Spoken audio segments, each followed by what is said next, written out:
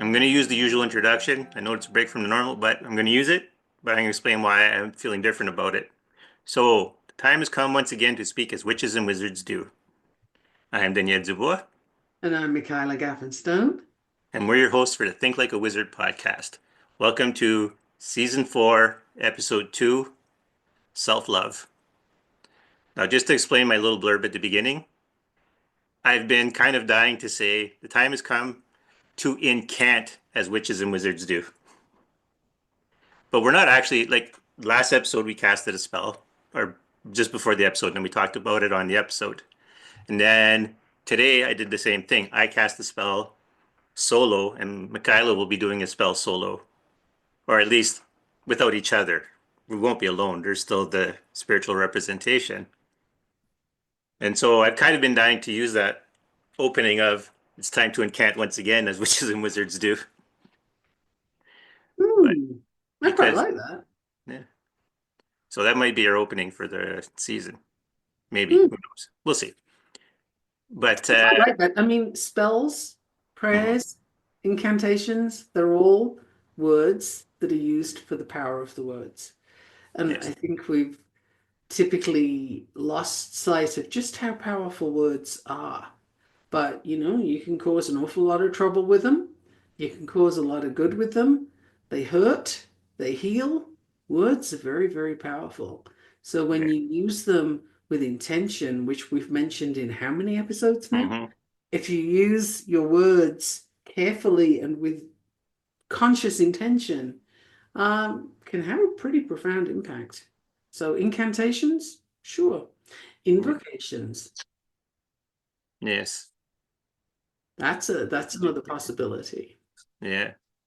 Thing is, I just wanted to bring it up because I find it interesting, and I do kind of want to tailor the opening to really describe this season really well because we are going to be doing magic, and I can't guarantee every episode's going to have a spell. Oh, I think I know. The answer is it's going to be different every episode. It might be an incantation, it might be an invocation, it might be simply to speak. I Hmm. don't know, but I think the main thing that you say is the same, but Right. there's one word that shifts the focus and the intention for that episode. Ah, Aha! That is what comes to me as being that's the answer, which is why you don't have an answer for the one thing you're going to say. hmm. That's interesting. And this is what I like about our podcast because we'll talk to you about our process even as we're talking. Yeah, we're Especially processing as we now, go. especially since the end of season 2, there's just like yeah, okay, this is what we're thinking, this is what we're going to do. And it's important for you guys to learn that because that's what you're going to be doing going forward. Not necessarily having a podcast and talking, but you're going to be working through your ideas. And we might as well show you the example, right? That's what we're here to do at this point. And it's always really been the one of the points of the podcast. So yeah, I like that. I like this. This is good. Hmm. All right. So now And I'm the going to thing jump is, into before we, we we get to just do self. it we just do it naturally, Yeah, and that means that you don't have to worry or think about, well, what do they really mean, or right. what are they trying to say? It's like there's nothing hidden. There's no sort of secrets behind what's happening here. It just you're in the flow with us, Yeah. and it's in real time. It's just this is how it rolls. Hmm. So it's the most legit podcast you're ever going to hear. Yeah. It's pretty funny, yeah, because there's no editing, no nothing. You hear us make a mistake, that's the mistake. We stammer, we stammer, the stammering stays in. I like that. Sure. Why Yeah. not? It's real. And since we're not keeping secrets, I'll let the people in. there's been almost a month difference between episode one and episode two in time span. Because that first spell we cast, that was tiring. That was like we were done.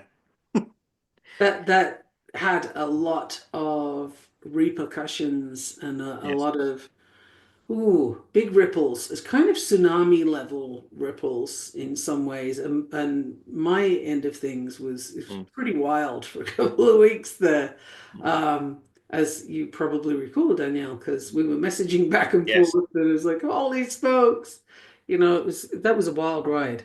And it does take a lot out of you. And it kind of shifted the way I visualize this is Hmm.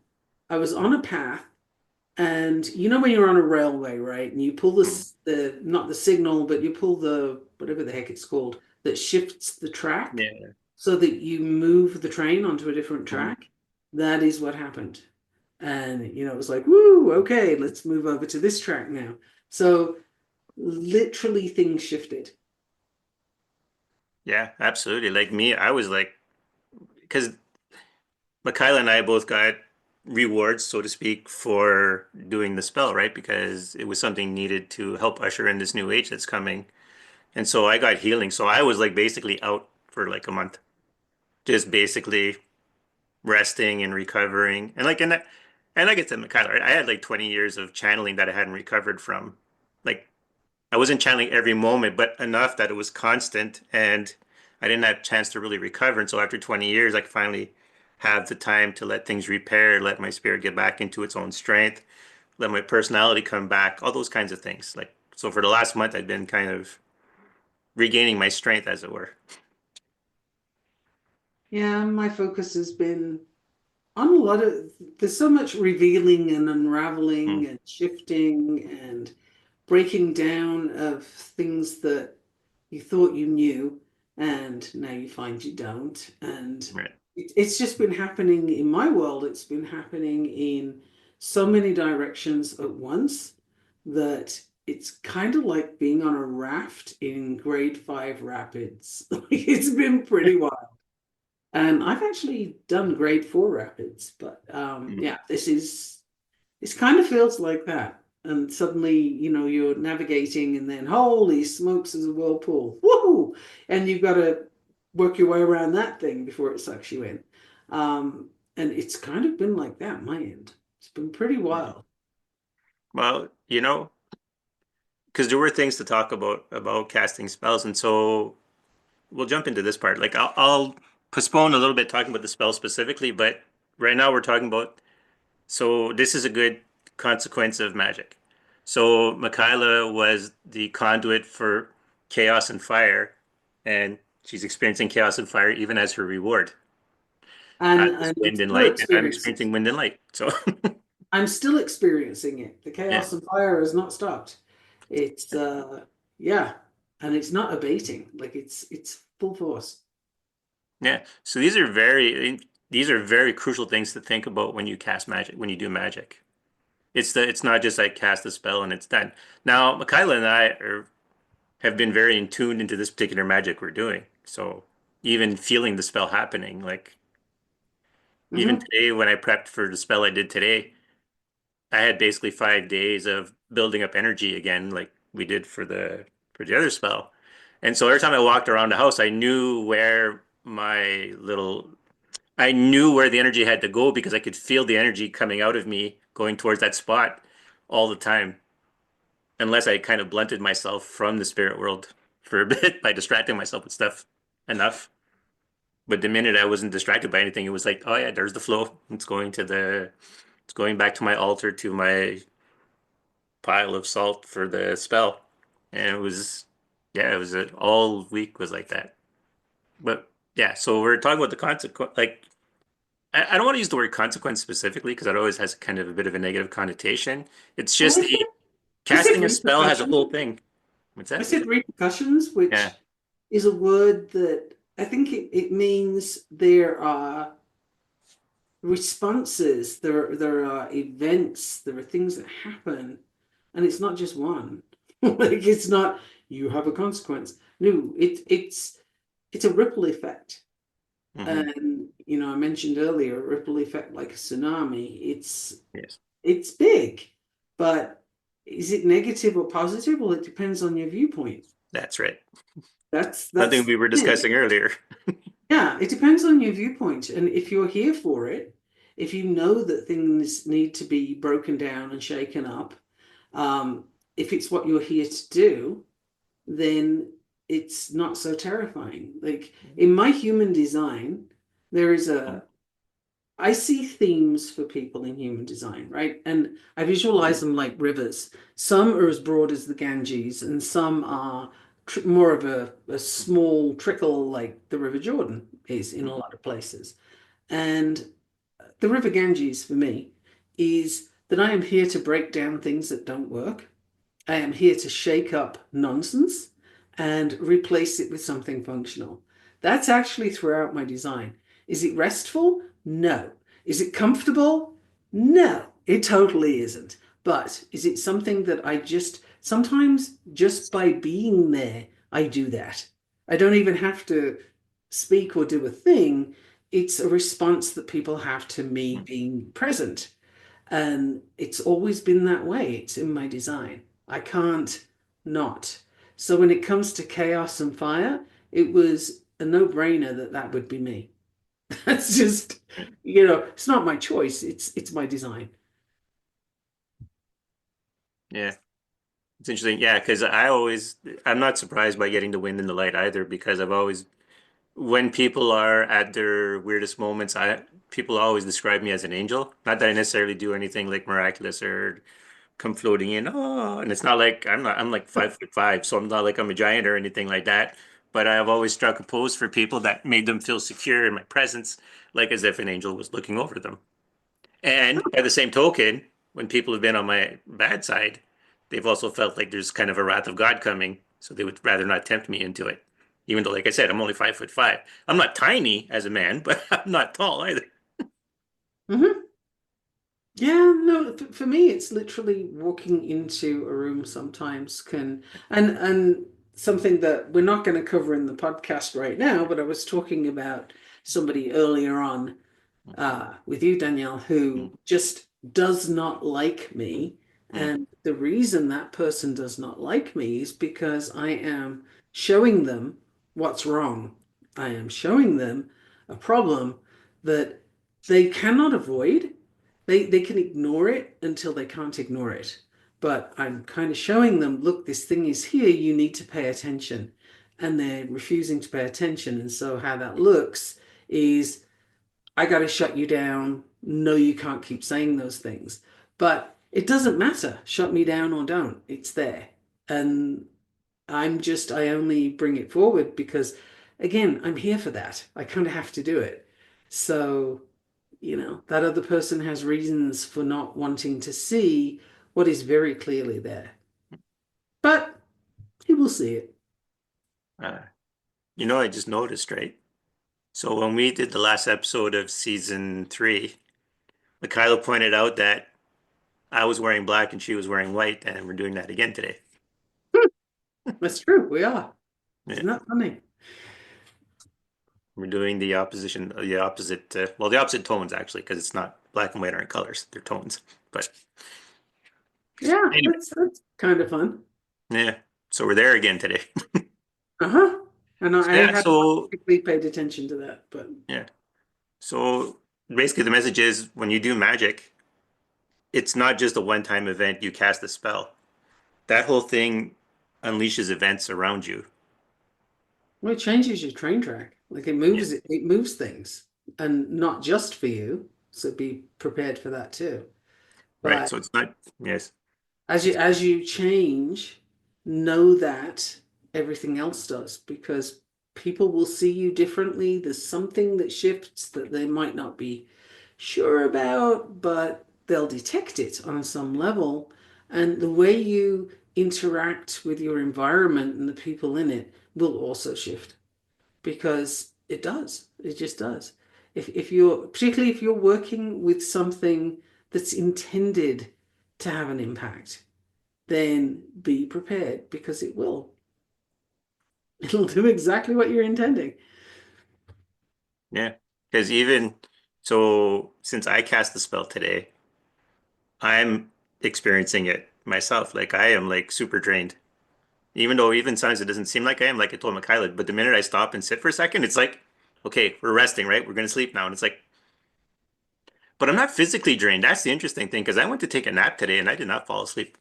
I did eventually, but it took a long, long time because I'm not tired physically. I'm tired in the spiritual sense. Like I don't, my energy is not depleted, but it's very low right now. Hmm. So those are the things you do have to watch out for, right? Because you're powering the spell you cast. Right. I Yeah. was lucky that the spells we've cast have only required, we brought about an effect that we don't have to maintain because we're being No. asked to open opportunities. It's like pushing a boulder down a hill. You don't Yeah, have to chase after it. You just topple it, have to knock start it it. over, Yeah, and that thing's still rolling. yeah. It's on its way. But it was a very big boulder, so that took a lot of energy, so it took time to recover from. And we were Mhm. rewarded for it. But like I said, right, even the rewards are linked to the forces we worked with. Yeah. And reward might not be the correct Mm, word quite, but you are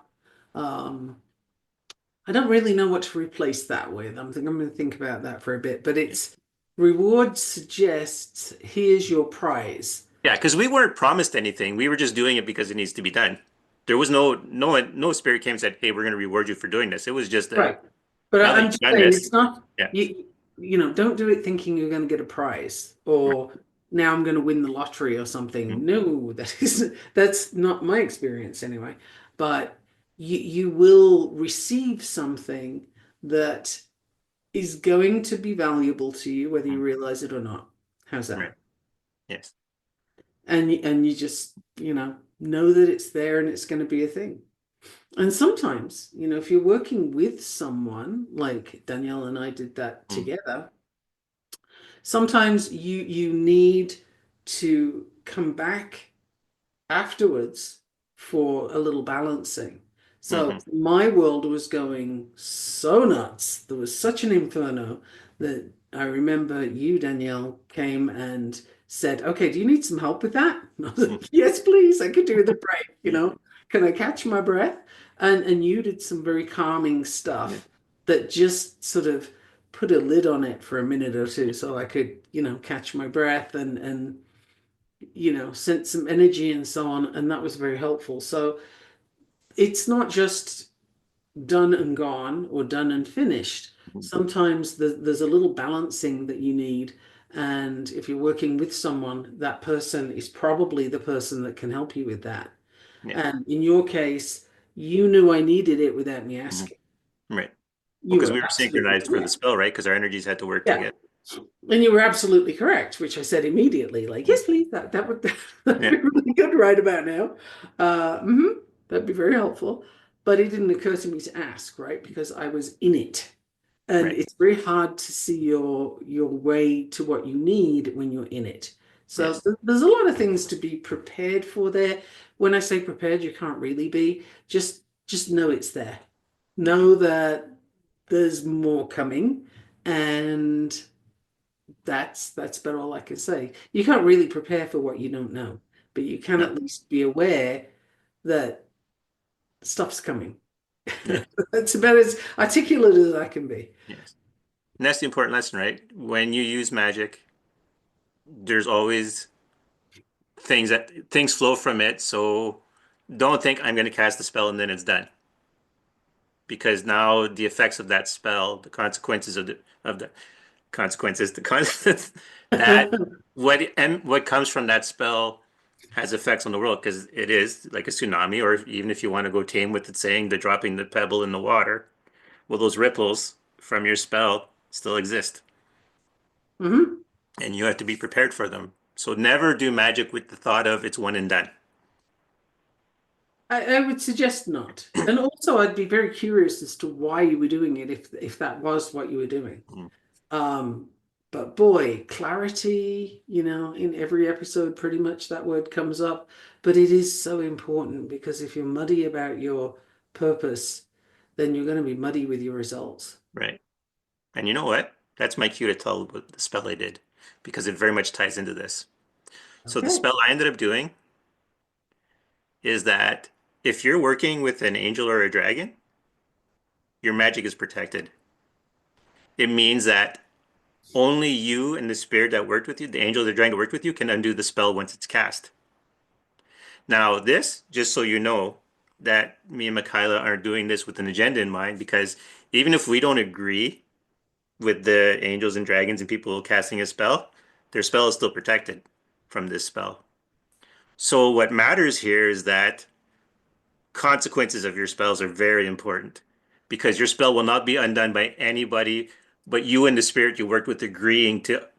So if you work with a spirit, be it a dragon or an angel that wants something done and you realize later you don't want it done, that's too bad. The both of you have to turn off the spell. So be very, very responsible with the spells you cast going forward if you're working with angels and dragons, because this is what the spell does. It protects your spells. Officially now in the universe, if you work with an angel or a dragon and cast a spell, that's that's it. That's written in stone now. You know, something that just came to mind too, That, so I guess it's pertinent to mm, bring up, is if you're listening to this and you're thinking, oh boy, they're putting me off and so on and so right, forth, that's not the intent. And another thing I want to mention is you don't need to have specific equipment. right, You don't need to have, you know, the candles, the bells, mm, the, you know, all the things. You don't have to, you can. And that can be nice because it helps the focus and so on. mm. But you can get things done with pretty much anything in nature. So, for Yes, example, creating a mandala in nature looks exactly how you want it to look, like whatever that is. And you can use leaves and stones and twigs hmm, and, you know, any of those things. And what you're creating is, ooh, big word. The word imbued came to mind. yes, It is imbued with your intention and your focus. So the ritual itself doesn't have to be performed with fancy materials. right. That's true. It's literally whatever you have to hand works. And you'll often find that somebody who's newly practicing will have all the equipment and it looks terribly pretty and so on and so Right. forth. And they're very focused on how. What's my next step? What do I do here? Uh-oh, did I do it wrong? Now there's going to be a problem. Oh, yeah, you're No, right. it's not that delicate. You know, No. it's not that sensitive. It's more all about what you're putting in with your focus. What is your point? Again, I've said it many times. I'm going to keep saying it, so get in there. But you know, motivation. It's all the thing. What's your point here? Then you can use whatever you have to hand. You know, I created an altar with crystals because I love crystals. I have Hmm. loads of crystals. Like I have insane amounts of crystals. And I had flowers that were sent to me. One person sent me flowers when my mother died. One person. Right. And I saved the flowers from that bouquet. And I still have some of them. I'm looking at them right now. And they formed part of the altar. And there was certain things that I put in intention to those flowers because of what they represented, where they came in, and so on. Right. You know, did I know I was going to do that? No, not particularly, but it seemed appropriate, so that's what I used. Um, and it changes, right? You can use different things. So look around you in nature. What are you drawn to?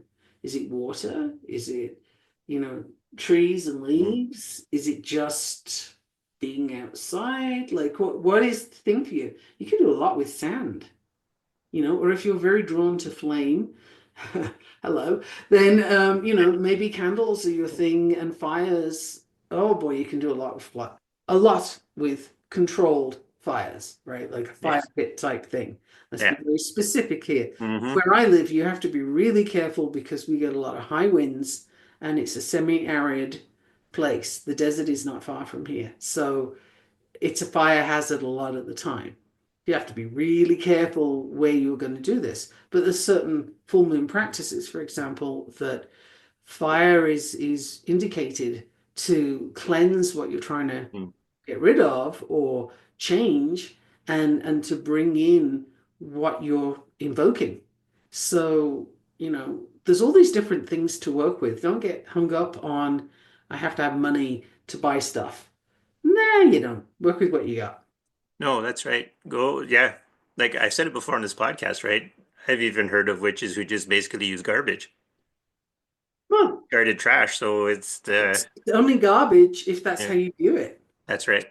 right? Like one of my favorite flowers is a dandelion.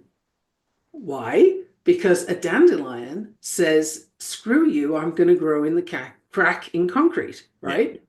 It says, here I am, the most beautiful shade of yellow you've ever seen. Mm. It's something you can eat. You put it in salads. It's amazing. You can make tea out of it. Bees, the first flower Mm. bees will go to are dandelions because they're the first ones that come up. And then when the dandelion is done with its flower, what do you have but this beautiful array of wishes? So to me, dandelions are amazing. I love them. And much to my neighbor's chagrin, I never pull them out. I like them. I Uh, like to see all the yellow yeah. among the green. It's funny And you bring that up, you know. I eat mine in the backyard. I yeah, don't anymore because now we have someone cuts the lawn at this place and they okay. use a gas mower, so I don't do it anymore. But when I was, Yeah. I used to though. No, they're great in Yeah. salads. You can make dandelion tea with the roots. The whole plant can be used. Dandelions are the Yeah. most amazing plants. For these reasons, they're one of my favorite flowers. Do I want a bouquet of them? No, not particularly, because that's not where they excel. Do I want them in the ground? Sure, I'm not going to pull them up. I have no problem with dandelions in my lawn, none at all. You know what? That's actually interesting. So one of the plant spirits I work with is a dandelion. And that spirit also, because I do the elemental meditation, is the spirit that governs my fire stuff. Ha! There you go. In real time, people, Yeah. in real time. But yeah, Yeah, and this was before I met Michaela. This thing about the dandelion being the one that governs fire for me has been, yeah, this is like at least a year or two before Michaela come around. Actually, 3 years before. No, 4 years. Sorry. It's been a there while. you go. It's been a bit. So, Well, look at the dandelion. It looks like the sun. yeah. And if a child draws the sun, it looks like a dandelion. That's absolutely wants the sun but fire. Mm. So, so I really like dandelions. I think they're incredible plants. They represent resilience to the nth degree. They represent service. They represent support. Like they are everything that you need is a dandelion. Pretty wild, right? Yeah. The bees rely on them. We can eat them. They'll grow anywhere. You don't have to do any special care for them. You know? It's pretty crazy. I mean, I'm up in the mountains. That's another piece of information I'll give you. And not everything grows in this area. It can be difficult. Mm. But again, dandelions never have a problem. They'll just grow wherever. Yeah. You know? And this actually kind of, in my head, it gave me the segue to actually jump into the actual title of the episode, self-love. We've given you a bunch of caveats now about casting spells. Be careful and stuff like that. So I think trying to remember now. If we didn't say it last episode, let me make, because I've been saying it for the last month to people if it comes up in conversation somehow, or I bring it up. To gain all the benefits that of the spells me and Michaela have done so far, you have to be yourself. Because to be yourself is what's going to tell these benefits, these downloads we've released, these new magic, where to go. You need to be you. It's like you need to be the appropriate key to, or you have to cast the appropriate signal to tell them where to lock onto and come to. And to make sure your signal is strong, you have to love yourself. You have to engage in self-love because that boosts your signal. And that, just having said those words, That's going to be the secret to pretty much anyone who gets this magic that we brought into the world. This is going to be your power source. This is going to be the thing that allows you to do your magic with clear intention. Because if you love yourself, you're not going to do crap spells. You're not going to do spells that have consequences to you that are negative. And you are not going to bind people to you. Right. Don't do that. I think we've said that before, but I don't Yes. think we can say it often enough. And can I mention my human design piece here because it seems to Yep. fit? Yes. Okay. So I'm currently working, by the time this comes out, I've Hmm. probably got it out there, but I'm working on combining human design with the archetype and deity Lilith. And a lot of magic work is going to be happening with that. And the reason I mention this is because it is a path to self-love. It is a path to getting rid of the stories that got put upon you about who you are and how you are less than, or you're wrong in some way. Because Danielle, you said this before, and I think it was before we started recording. Um, Blood if I remember now. But anyway, you had said that all the stuff that we carry about what's wrong with us and Hmm. why we're not good enough and so on, it's not yours. This is something somebody's told you, or you have inferred from an event Yes. around you.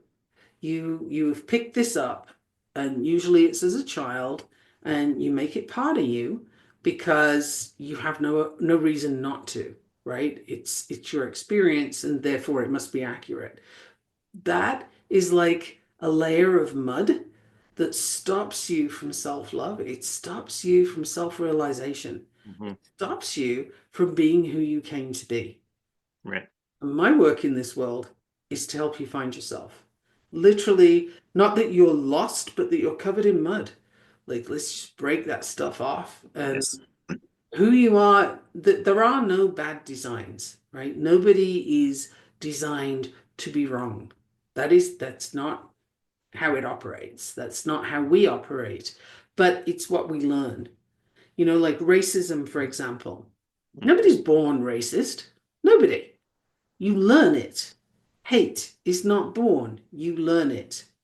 And funnily enough, love is born. That is your default setting. Yes. We get all these harsh quote unquote lessons in life. I don't know if they're lessons so much as violations, really, that tell you you're less than. And women get this particularly from birth, especially my generation, 100%. You got to be quiet, don't rock the boat, don't cause problems, sit in the corner. I even grew up in a my grandfather was very much children should be seen and not heard, and he wasn't kidding. And this kind of approach, it gives you a lot of mud that you got to wash off. You got to find that and get rid of it. And you don't know that you're carrying it sometimes because you're so used to it being you, but actually it isn't you. And we all have these stories. So be prepared to do a little self-searching to find out where you are under all the mud and be kind to you. There's no reason not to be. There That's really right. isn't. There's nothing wrong with you. You're perfectly designed. Mhm.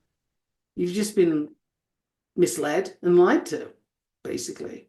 People Yes. say the most bizarre things. I was in a live this morning with someone. I've been doing lives for a year with her Mm. once a week.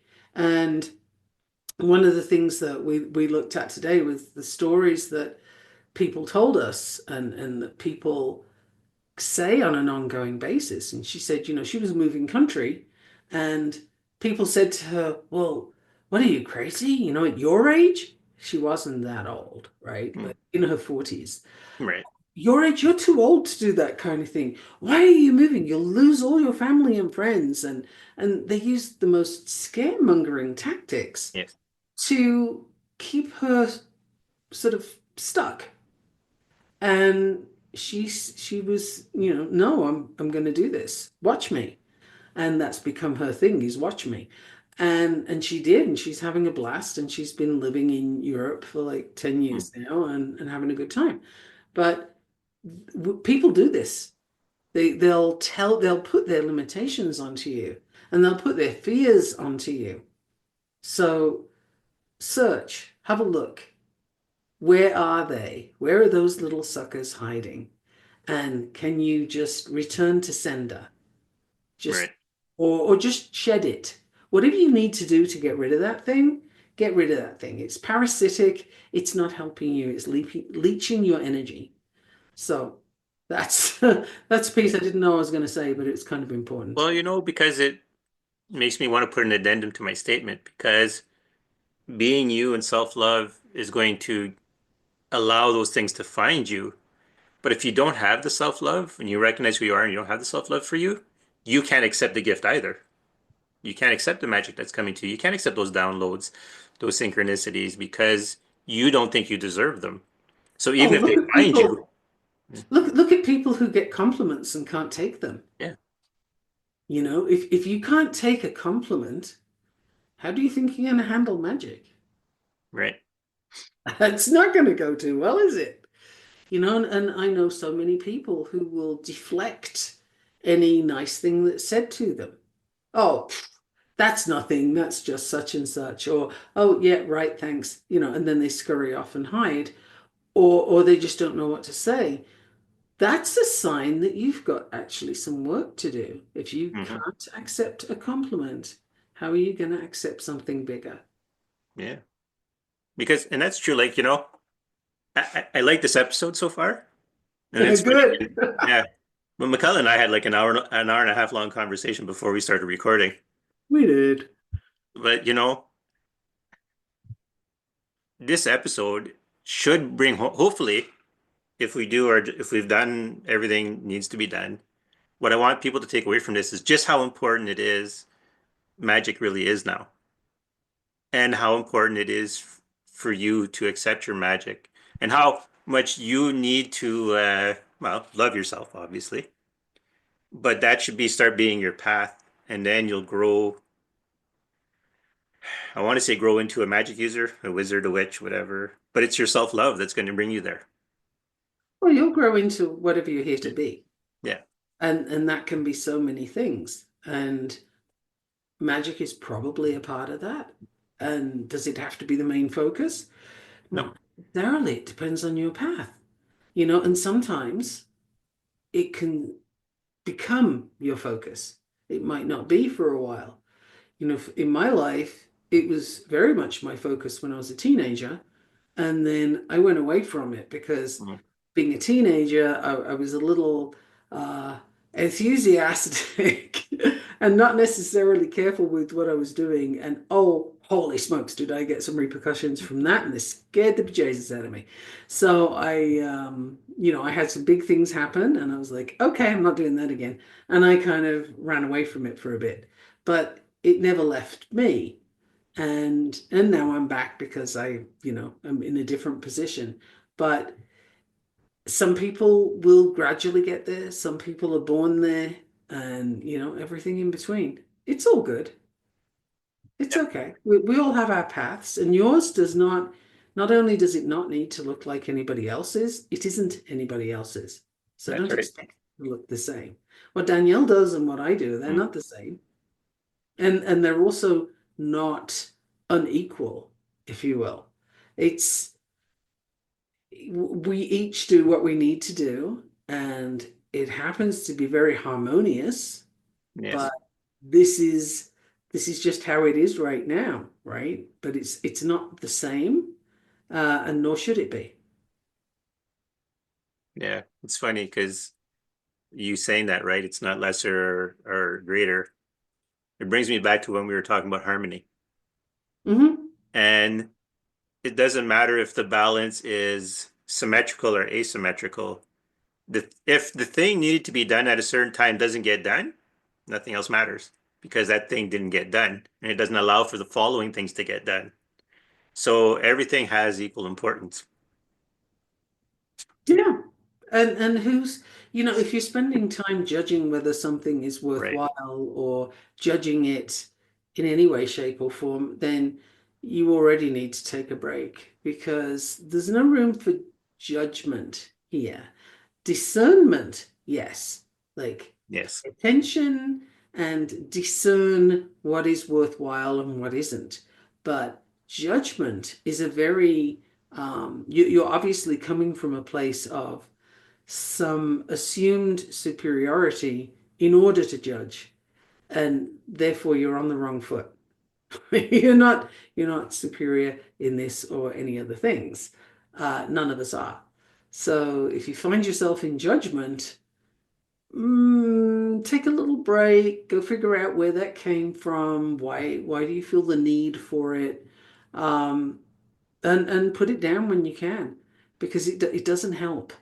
And if you want a little tool to work with that, what I find wonderful to help people with is replace judgment with curiosity.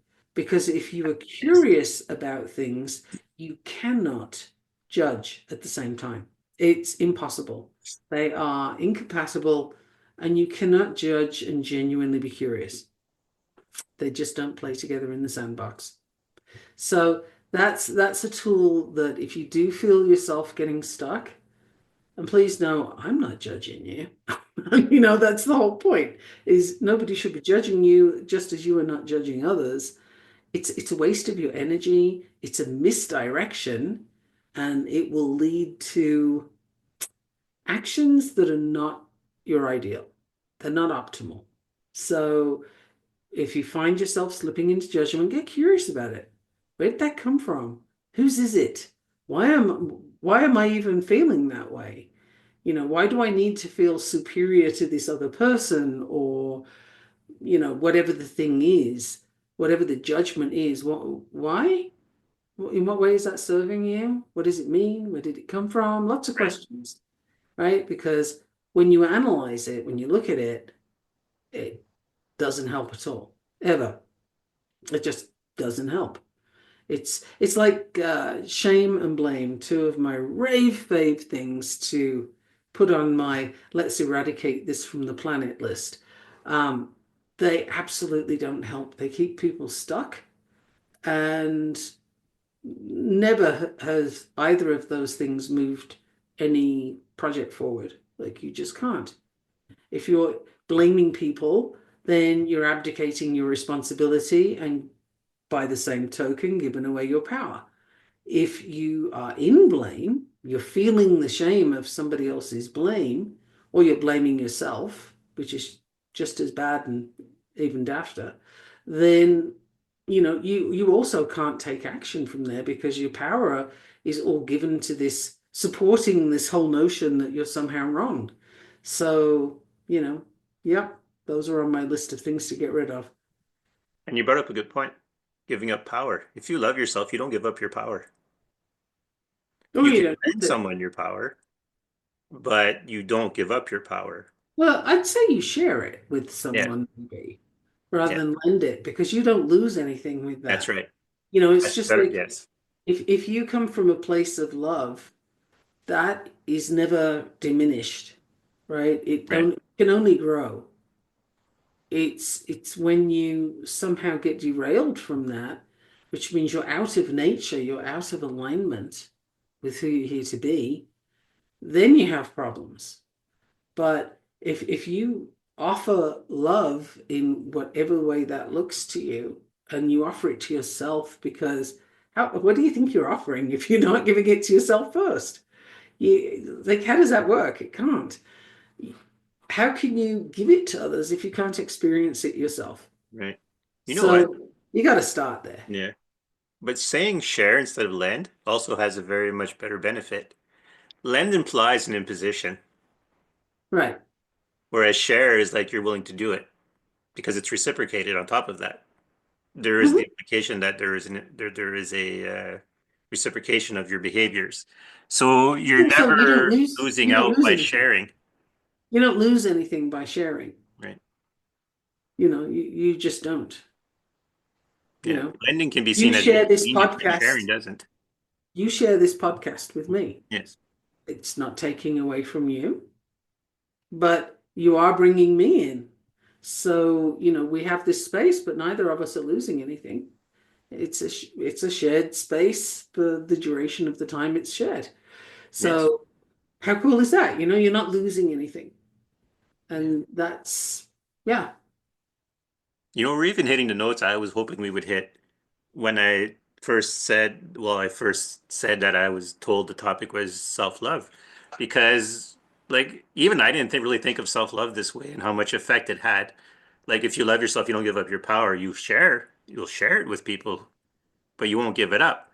Magically speaking, that's one of the big things right there. That's how you stay in harmony with your magic, where you don't get harmed by your magic because you're not doing anything to harm yourself. You're sharing what you want to share your good fortune or your benefits with the world. So you're not doing anything to bring harm upon yourself and you're not doing anything to bring harm upon anyone else. So this self-love is actually very powerful. Like it's always a powerful thing to love yourself and be who you are and care for yourself. But even magically how powerful it is. Well, it's your foundation. Yes. It's what you balance everything else from. And if you think about it, like let me give a mundane example, meaning physical Mhm. plane, physical world Right. example. Human beings feel good when they help other human beings. Yes. For example, um, I was in an orphanage in Bangladesh and working with the kids there, and Bangladesh has wild amounts of poverty, etc., etc. And I had people say to me at the time, "Oh, you're so good. Look at you working with the orphans." And I'm like, "What is wrong with you? I'm here because I think I'm going to have a good time and because I love to see that I can make a difference. It actually makes me feel good. So I'm getting as much from this as they are, at least, right? Hopefully, they're getting as much as I am. I don't know because it's a little bit hit and miss when you're working with different cultures. You don't want to screw up Mm. what that is culturally correct for them. But my point was, some people were there thinking they were scoring brownie points for heaven, and they missed the point. As human beings, this is how we feed our souls. You help somebody else, you see that you've helped them, you feel good. And anything else is transactional. And that's a business. That's not doing what human beings are here to do. So that's on a purely mundane level. So now you Hmm. take that concept, put it into spiritual realms, and how much more is that true? Right? Like that's it. That's how it all works. And you can't give off all of that if you don't have it. See, it has to start with you. Yes. And Yeah. everybody's worthy of self-love. Everybody. Yes. Well, and it's funny because if someone were thinking contrary to that statement, I would offer that if the person has self-love, all the things you hate about them will probably disappear. Or at least the behaviors that seem so destructive from them will probably disappear. Well, working as a behavior analyst, Hmm. this last week, I've worked with some kids with some very big behavior. Now I use the word big behavior rather than bad behavior because bad is a judgment, big Right. is indicative of significance. And these were significant behaviors. In each case, though, you could totally see, all right, this kid has a major problem, and this is how it's expressed. So when you know somebody who behaves like a complete jerk or they've got stuff going on, that's the thing is it's a big behavior because they have a big problem and they can't articulate it better. Hmm. Think of the micromanaging boss. We've all had them, right? Everybody's had a micromanaging boss at some point, unless you are truly fortunate, and I can't imagine it. But anyway, the micromanaging boss is typically somebody who's been promoted beyond their abilities. They are uncomfortable in the position they're in, and they feel like they don't have control. And a person who doesn't feel like they have control will do everything they can to grab control. And that means micromanaging the blue blazes out of you so that you can't breathe without this person like telling you how to or what to do and blah blah blah blah blah, and they're on your case. What you're actually looking at is an annoying behavior coming from somebody who's really terrified. Like they're afraid of imposter syndrome. Somebody's going to catch them up, that, Right. they don't know what they're doing.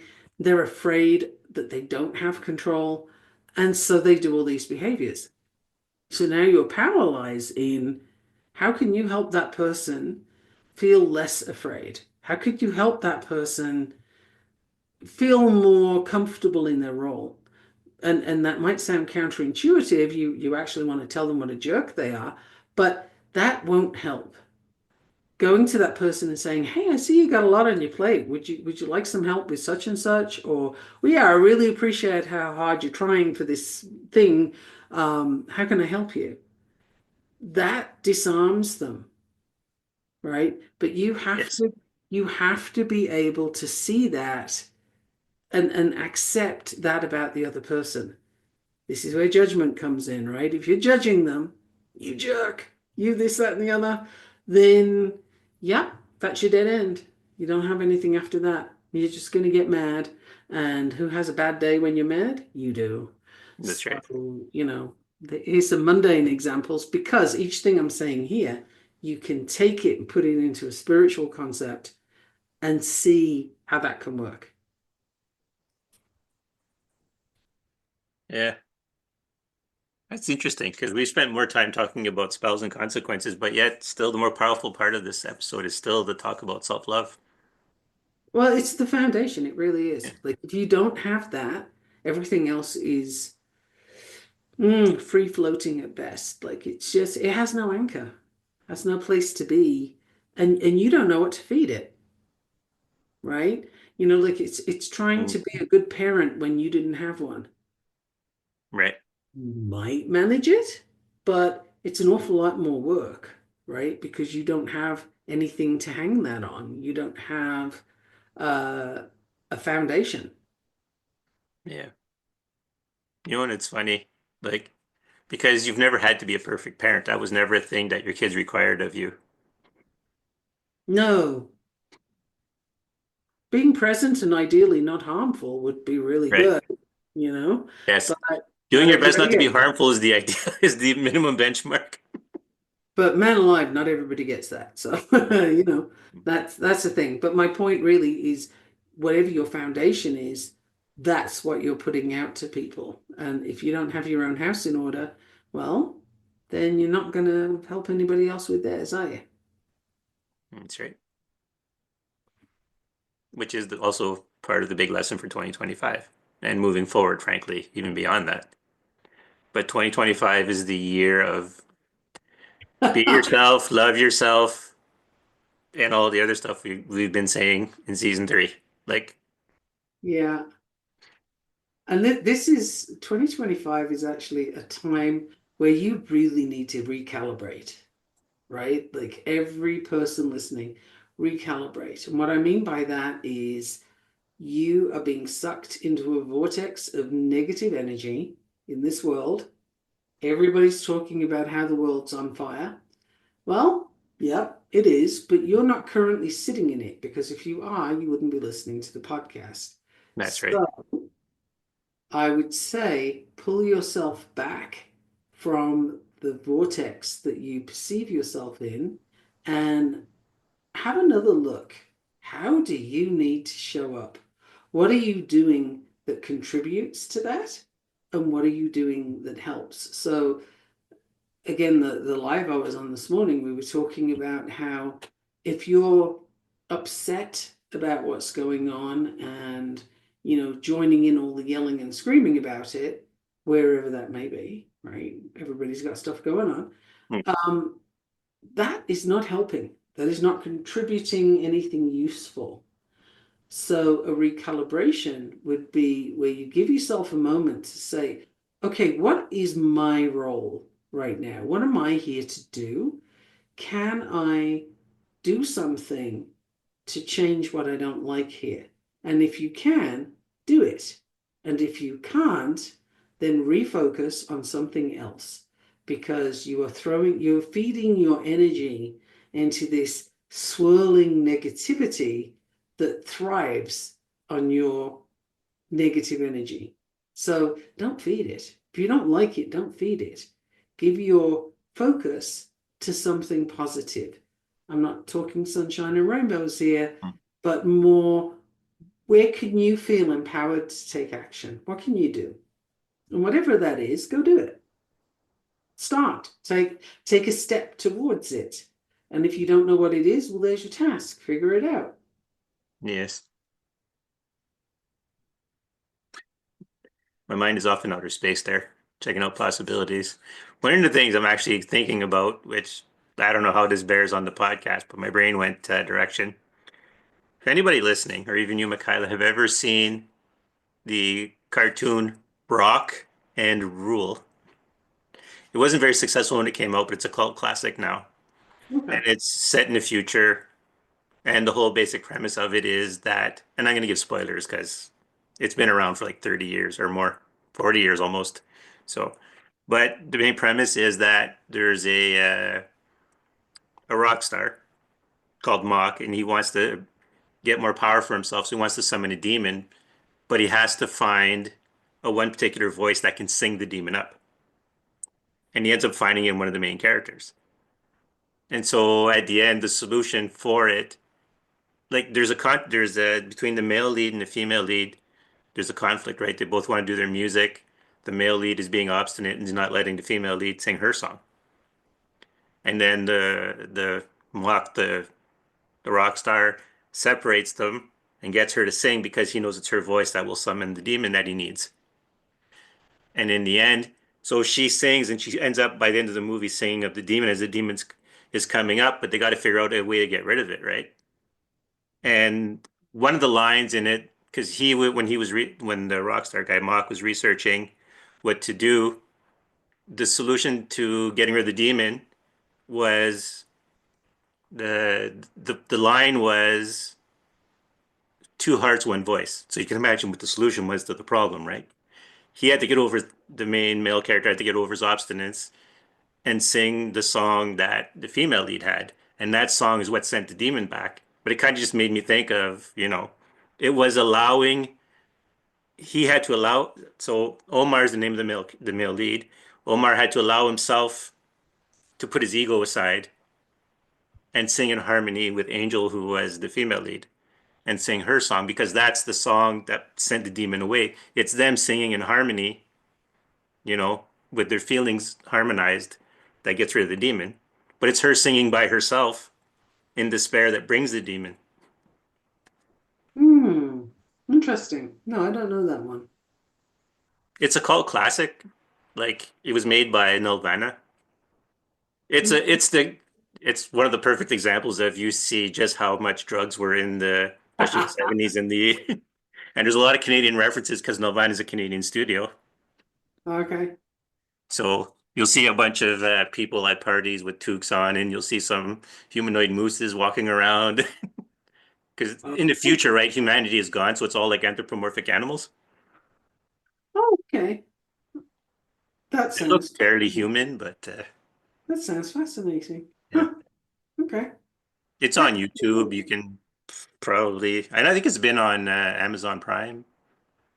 I don't know if there's a difference between the American Amazon Prime and the Canadian one as far as what you can access, but like I said, Probably. it's not like award-winning material, but it's interesting. It's Very very cool. 80s. It's very 80s. It's very late 70s, 80s. Oh, that's funny.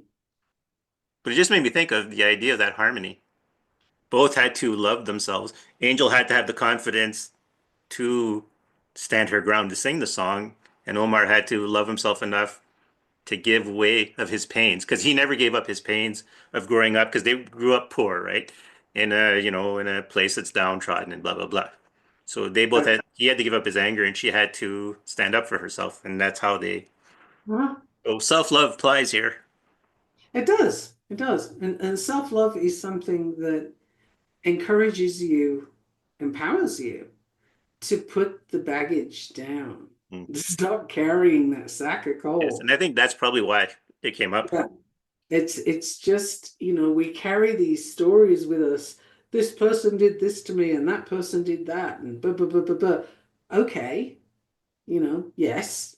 All right. And Why are you reliving it and why are you still carrying it?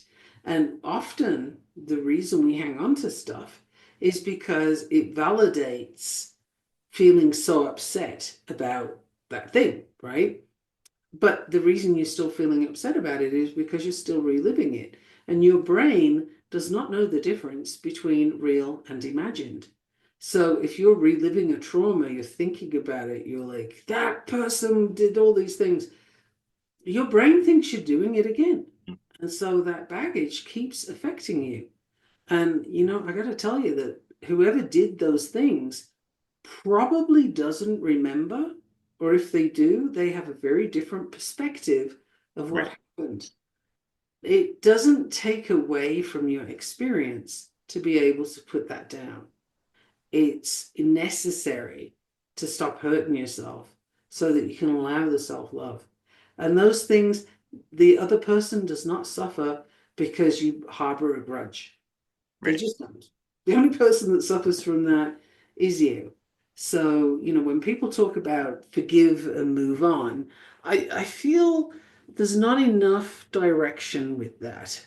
It sounds very fluffy, like, oh, I forgive you for, Yeah. trying to strangle me or whatever it was. No, not really. It's more, okay, I get that that happened, and you obviously thought that that was something you needed to do, and I'm not carrying that anymore. Like you go deal with your own stuff, and you let it go, I think is more important than forgiveness. Forgiveness is not clearly defined. Well, I was going to say, right? Um, you could argue this.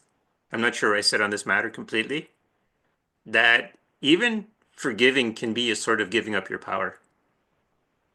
And I'll put it It, this way. it When depends you, on how you when, interpret it, yeah, right? And I don't think we have a good interpretation of it. no, because I was going to say, like you were saying, if you deal with your issue and you're good, forgiving isn't even a question.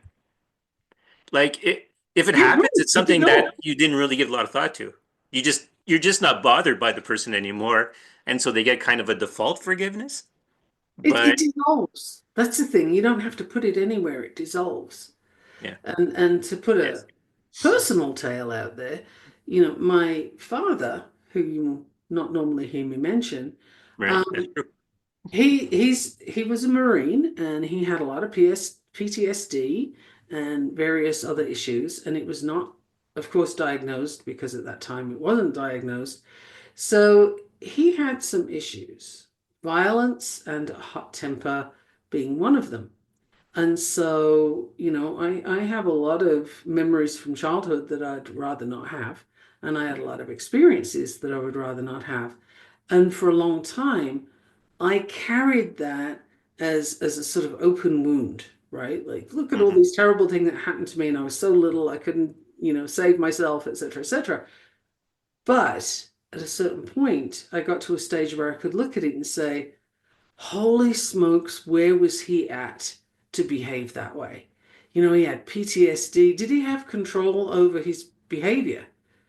Probably not so much, right? With PTSD and the temper, yeah, he didn't have control over that. And I could see why. So the things that happened didn't happen to me personally. They Right, happened to me because I was there, yes, right? The problem was his. And so once I worked through it and realized those things, I could just say, wow, that sucked big time. And it's shaped a lot of what I've done. It's part of why I learned all about behavior really early on. It's not right, all of it, but it's part of it. And, I wouldn't be who I am without that. Does that mean I'm thankful? No, I couldn't go that far. I think that's a little, extreme. right, But do I understand that that wasn't about me? It was to me, but it wasn't about me, right? So it doesn't mean anything about me. I don't have to keep carrying it. So do I forgive him? Well, I don't have to. It's not a problem anymore. I can just right. sort of say, okay, wow, dude, messed up or what? But it is what it is, and I don't have to make it mean anything now. I don't have to give it attention. So that's the kind of thing I mean. It doesn't invalidate what happened. It doesn't mean that those things didn't happen or they weren't significant. Of course they were. But I don't have to feed them now. And That's right. that's the key, right? You can just let that go. So is that forgiveness? I'm still not happy with the definition. You know what I mean? Well, that's the thing, right? Forgiveness is a difficult word because, like I said, right? It like you use your word dissolve. It dissolves everything. Yeah. Which is So, much better because then you don't have to carry it anymore. right. If you've got forgiveness, aren't you still carrying it? Yes, that's what I It mean. It's sounds to where me like you are. the word forgiveness, it's like, I think we didn't, I don't think we did it on the podcast, but I think we did it in a conversation where I said, like, because the way Facebook is, right? People just want to pad their numbers of their size of their groups and their followings. So I ended up being part of like three or four sobriety groups. And I have people like, oh, I've been 50 years sober. And I'm like, are you? Not because, like, I'm not saying the person had a drink, but because the person is still 50 years later focusing on it, it's like, Right. are you sober? You're definitely chained to it, you know? Yeah. I mean, you're still carrying that story. And you could argue, well, there's genetics and da da da da. But where your focus goes, that's where you get the response, right? So if you're focusing on baggage, if you're focusing on how you're not drinking alcohol or how Yes. you're not smoking or doing drugs or whatever the thing is, okay, cool, but you're totally in it, right? Like you haven't let that go. It's not dissolved. It didn't go away anywhere, and it's still ruling your life, Yes. right? It's still directing what you do. It probably alters where you go in your leisure time, for example. Like, do you go to a bar with the friends? Maybe not. Or maybe you make a big deal out of, I'm drinking a Coca-Cola, like, but you didn't let anything go. So, yeah, I agree. Like, are Mm. you though? Really? You're still kind of married to it. So, I don't know. Right. So, yeah, and that's kind of where I sit with forgiveness. That's why I said, like, I'm not sure where I sit, but like the idea of if you have to forgive someone, then you're still holding on to that harm. Exactly. So I've never been very fond of the word forgiveness. Like I don't like it because I'm not really sure what it does, I prefer dissolving. Yeah. If you can just let a thing go and say, okay, I can get now that from your perspective, you got this fear and pain and all these things going on from PTSD, and you got a temper, and you got these little kids, and they're getting in the way. This is where your behavior comes. Well, okay, so this just came to me because I was thinking about it while you were saying dissolving and it doesn't mean anything anymore. It's not that people who forgive are trying to be, what's the word? Not mean, but you know what I mean. But forgiveness is an implication that that person sucks. Well, that's I'm another just thing. going Yeah. to be the bigger person and say, I forgive you. Oh, now there is that Yeah. you have just said something crucial there, which is you're going to be the bigger person. Right. Oh man, how snotty is that, right? Like, well, I'm going to be bigger than you. I'm going to do this thing. Oh no, where do you get off with that?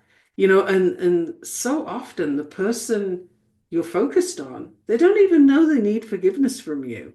Like that might not be their perception. And I'm pretty sure in my dad's case, I Mhm. don't suppose for a nanosecond that he thought he needed forgiveness because he was so in his own stuff Right. and he'd got so many problems going on that I doubt he even noticed my existence above and beyond, the interactions that we had. But what I'm saying is, it wasn't a big thing for him. So if I went to him later and said, "Oh, hey, I forgive you," he'd probably like, "I'm sorry, what? What for what? What did I do?" And he wouldn't see what he did. He might not even remember because of the PTSD. I don't know. It doesn't matter. That's the thing is I've let it go, right? It's not an issue. I don't carry it. The only Right. reason it came up now is because it's a good example, I think, of how big things can happen and you don't have to carry them. Yes. The other thing is when it dissolves, He's a big key, people. When you let the thing dissolve, it has no power to affect you. None. I can talk about it right now. Now, I Hmm. don't know if I sound like I'm close to tears, but Danielle can tell you I'm not. It's No. and I'm not like holding things back or being heroic or anything. I'm telling you a story that's real and it doesn't have any power anymore.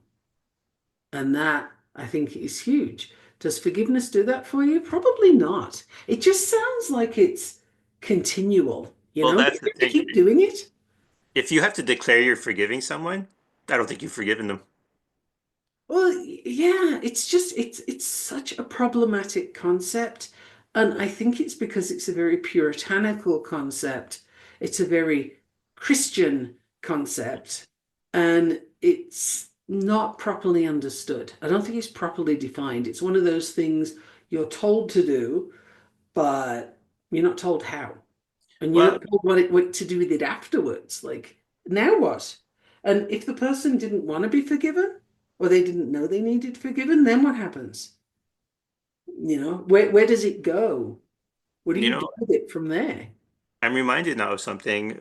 So, one of the reasons why I have this kind of thing about forgiveness is that when I don't want to say quite a teenager yet, someone had done something to me, and then I kind of went, whatever, and I moved on. And then someone had said, well, you should go forgive them.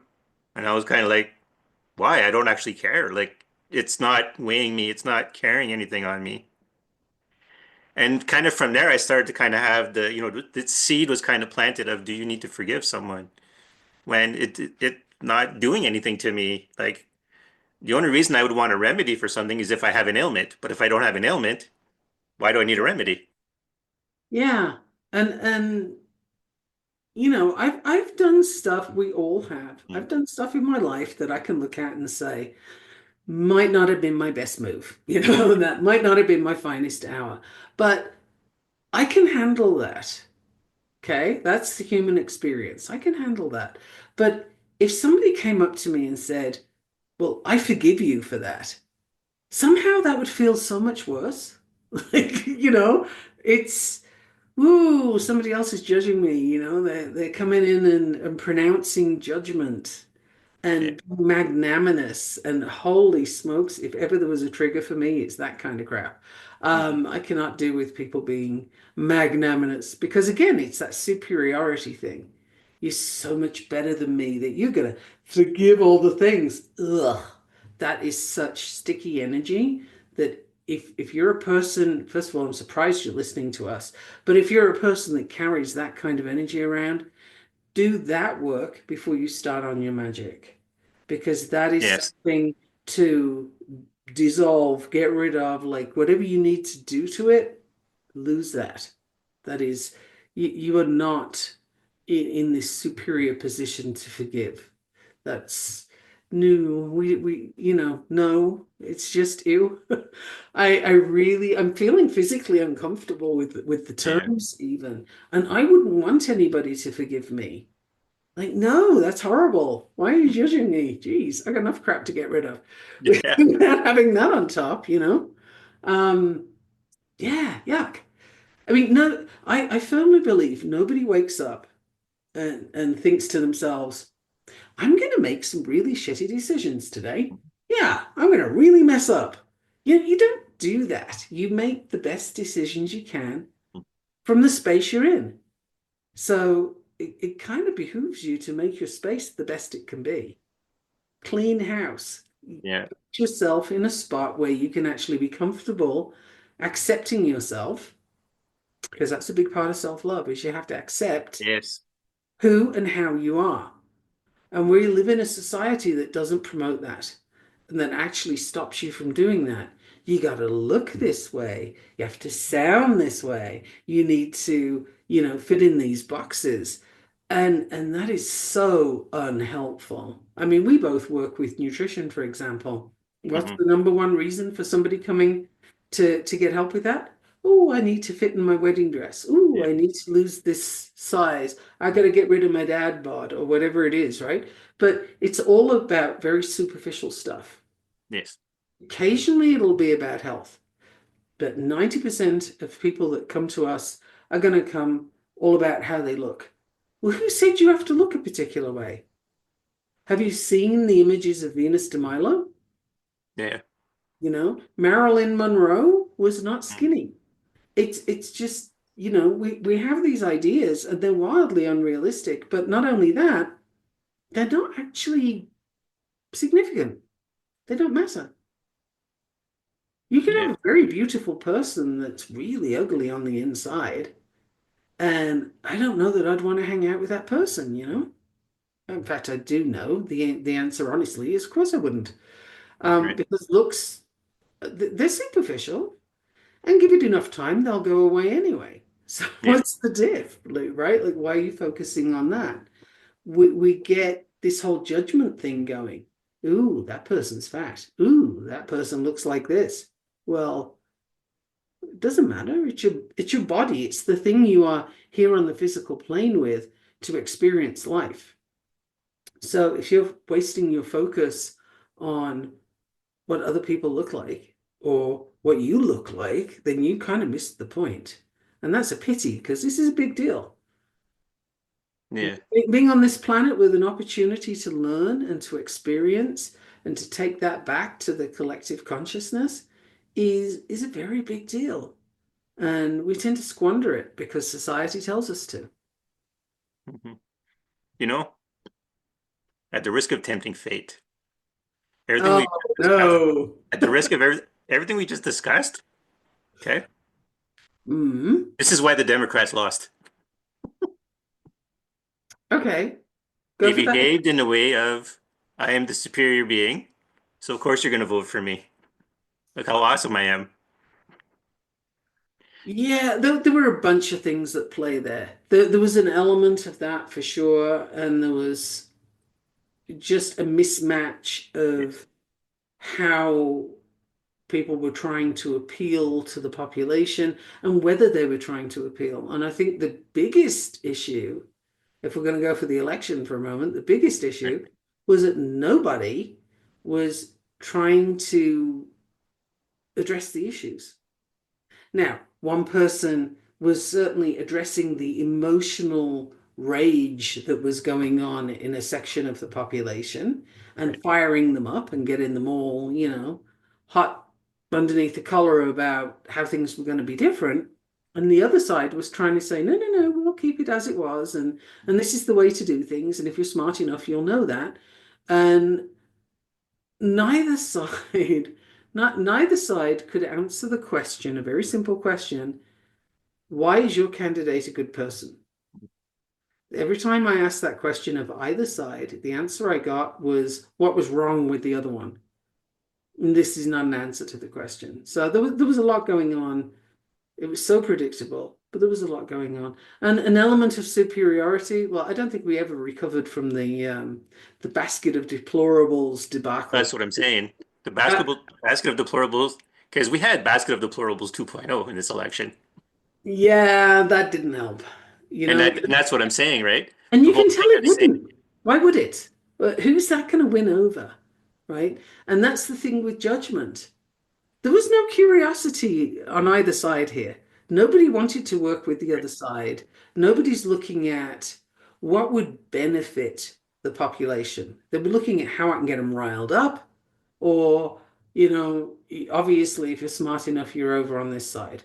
But right, nobody actually addressed the people who wanted to know, yeah, but what are you going to do? How is this going to be a good move?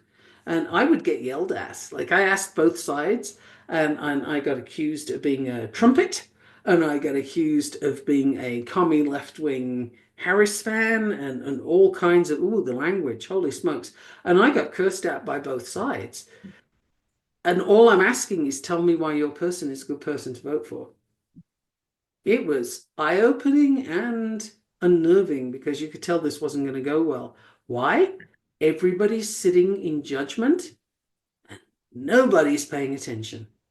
That's a very bad combination.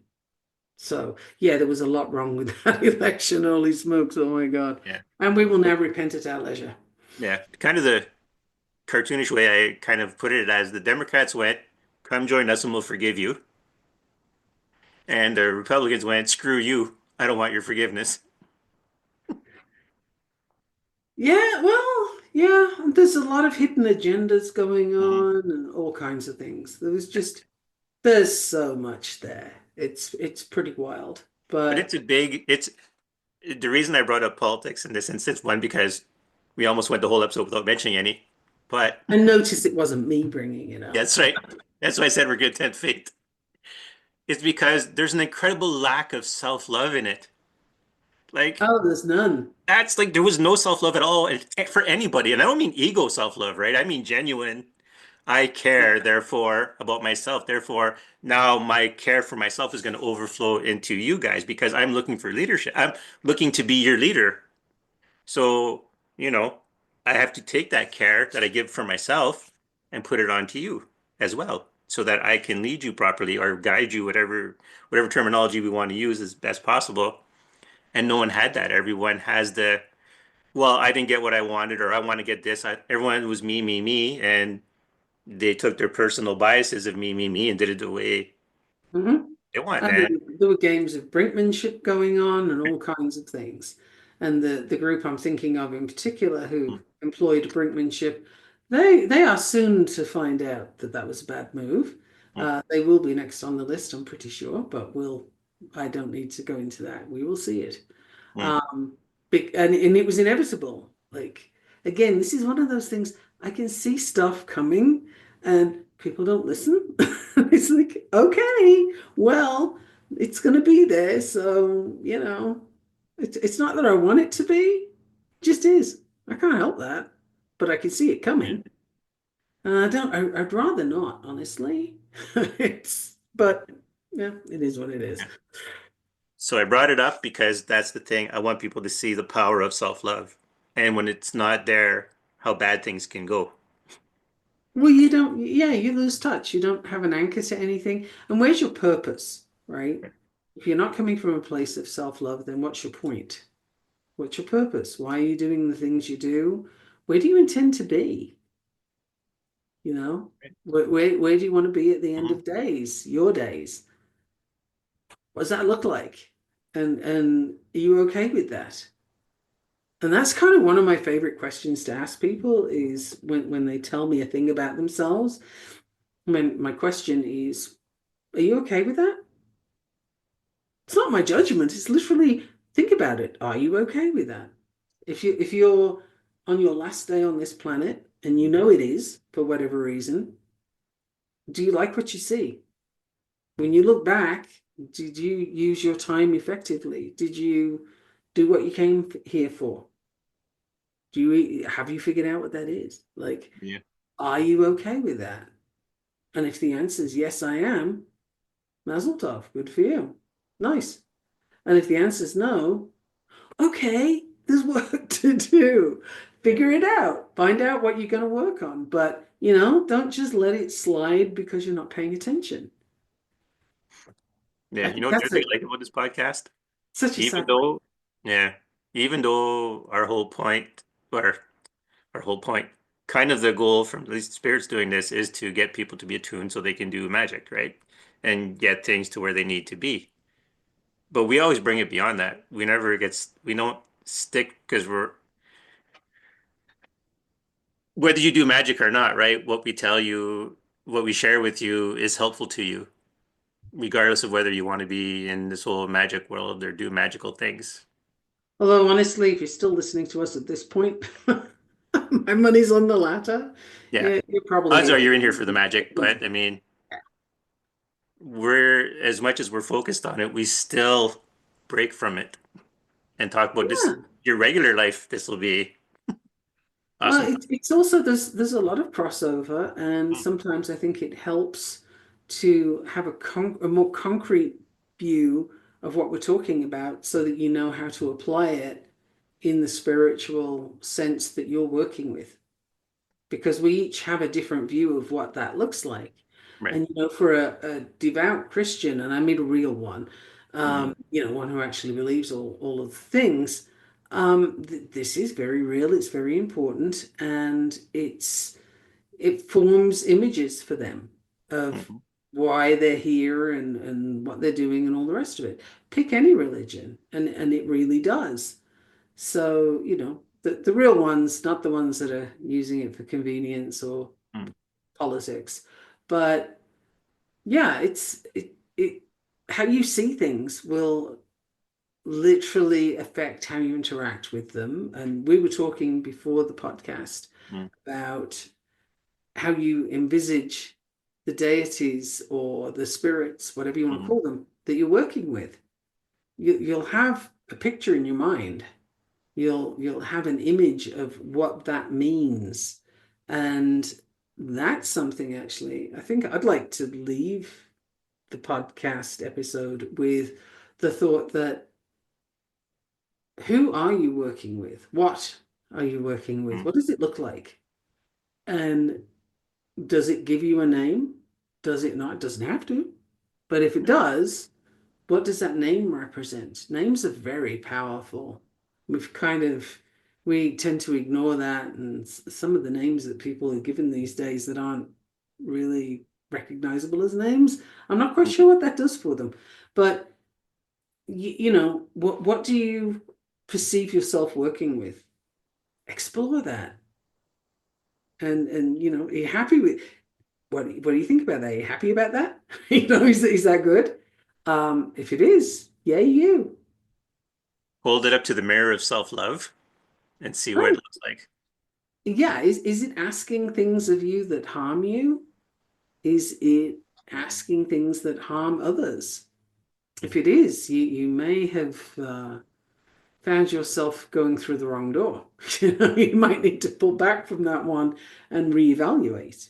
So, standard measurements apply. If it's not good for you, then it's not good for you. Don't That's right. convince yourself otherwise. So who or what are you working with? What does that look like? Does it feel good? What do they embody? What do they stand for? What are they bringing? And what are they asking of you? These are all really good questions to consider as you're getting more and more into your magic. Mm. Yes.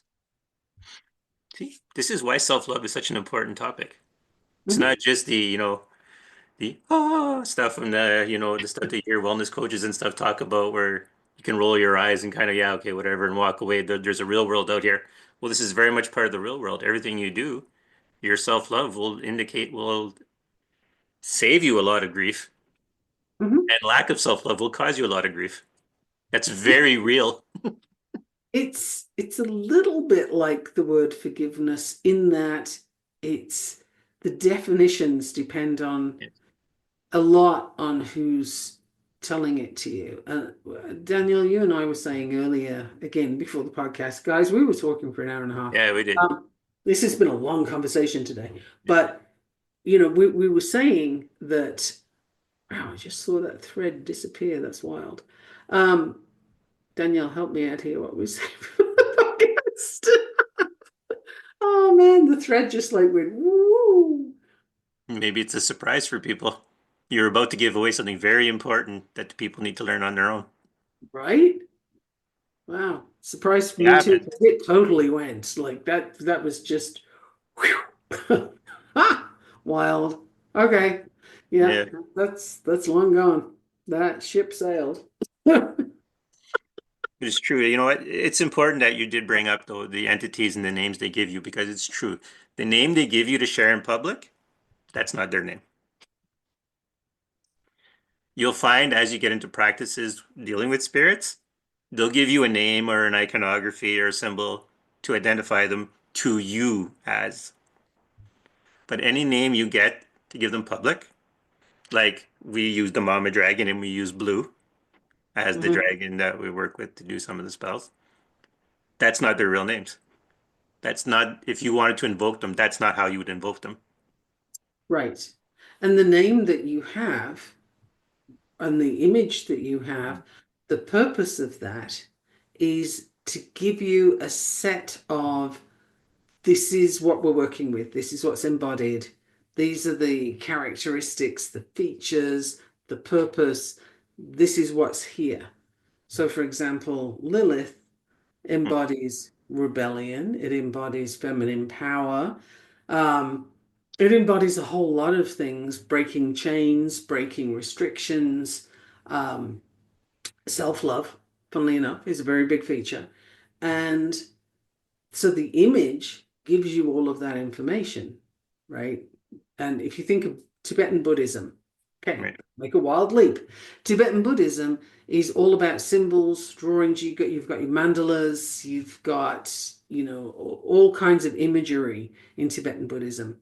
And the Dalai Lama said, the reason for this, the reason we have so many pictures is because Tibetan Buddhists tend to be nomadic animal herders. They don't read, but they can tell the story from the pictures. So this is why that particular religion has a whole heap of pictures because that's how you convey the message. So when you have a name or when you have an image, that's how the message is being conveyed to you. So it doesn't mean it's the same for everybody. It doesn't mean yours is right, everybody else's is wrong, or vice versa. It just means this is a set of information for you. Now you get to interpret it. Yeah. It's funny because I think about it. So when I shared my story of with the Polynesian sky goddess, I don't know enough about Polynesian gods to put a name to her. So it was easy for her to just show up and just say, "Hey, yeah, no, I'm a sky goddess. There you go." Refer to me as auntie, like the rest of the Polynesian gods are, auntie and uncle, and give her. But I didn't. She never gave me a name. I have a name I use with her that we came up with later because it was amusing to her. But Right. she never gave me a name. We just basically well, because it was a 5 hour flight from Honolulu, no, from Hawaii to San Jose, 5.5 hours or something like that. Oh, I have We no chatted idea. the whole time. So, but it was only actually like 3 years ago that she actually gave me a name to talk to her by. So, That's, yeah. Names are powerful, but you don't always need to have that. And yeah, it's, it's interesting. We all have our own set of information to work right, with. And the thing to know is that the only one who will know if it's correct or not is you. And so, don't look for, does this sound like what other people are doing? Does this look like in the books or any of that? We don't know what we don't know, so we can only tell you what we experience. right, And the rest is, maybe nobody else experiences it the way we do. I don't maybe, know. I haven't paid attention to that because I'm busy doing my own thing. yeah. But it is interesting, right? Because uh, there's so much running the podcast on the other note, but well, no, actually, we're continuing the note. That's why. But I was going to say, there's a tendency to believe that everything is a trickster, like in terms of like the phenomena of having spirituality is tricksterish, and it only uses tricks and it's deceptive and and it's like, but you have to remember, you don't see from that perspective. So there's forces you're not aware of. There's things happening that you're not aware of. There's by the word, I want to say rules, but that's not the appropriate word for this. It's a whole other world that you don't have a perspective of because you're living in the material world and you're linked to the material world and you're focused on the material world. So I always equate it to it's like a parent talking to a child. You can give as much information to the child as you can, but the child can't yet process all the concepts. In the material world, you're limited to what concepts you can process. Yeah, So sometimes, you can receive what you have the ability to receive, which right, is, also speaks to how we get our stories embodied as kids that limit us later in life. You can only understand what's happening in the light of the life experience you have so far, which is minimal. So if you take that imagery and put it into the spiritual world, yeah, with mm, sticking with the child, you only have a small amount of experience. So all these things are there, but you can't perceive them all. You can't receive them all because you just don't have that bandwidth right now. Nothing wrong with it. It's just how we are. Like, it's funny because I think right now, like people who research into this stuff and do explorations, but don't do it from a spiritual perspective or from a practice like we do, there's an adolescent view of these things. It's oh, they're always lying. Like kind of like certain adolescents, if your parents were kind of didn't keep up with you, you're like, oh, well, parents always lie. Parents are always wrong. They're always so there's kind of a view of it that way. It's always tricksterish. It's always from an